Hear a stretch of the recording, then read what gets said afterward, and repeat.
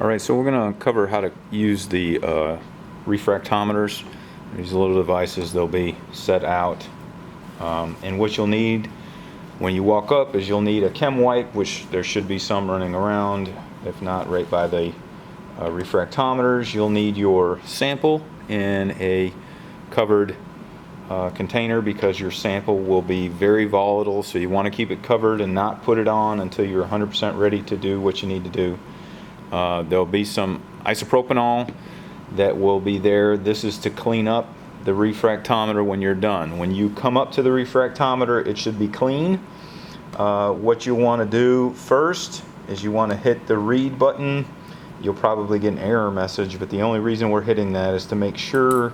There are 3 scales at the top. One says Brix TC%, one says RITC, and one says RI. We want to make sure that the little, there's a tiny LED at the top. It should be sitting underneath the RITC. So when you come up, it should be fine. You don't need to do anything to it. Then what you'll do, once you make sure that everything is running, it's fine if it says error there. What you need to do, and you need to do this as quickly as you can, because again, your sample is going to be volatile.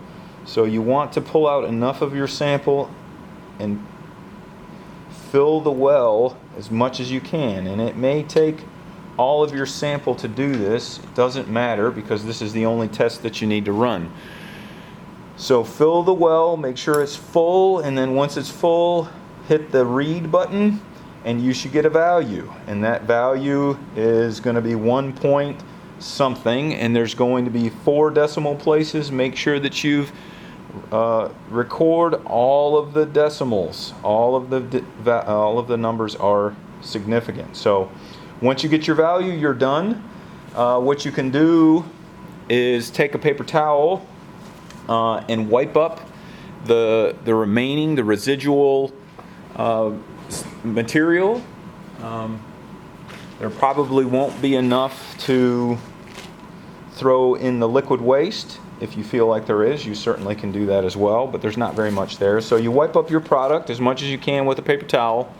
Then what you'll do is take a clean chem wipe, a little bit of isopropanol, just a little bit on the screen, the window or the well that you put your sample in, and you'll wipe it down and wipe it down until it looks dry, and that's it. You're done. Put it back wherever you got it from, and you're finished.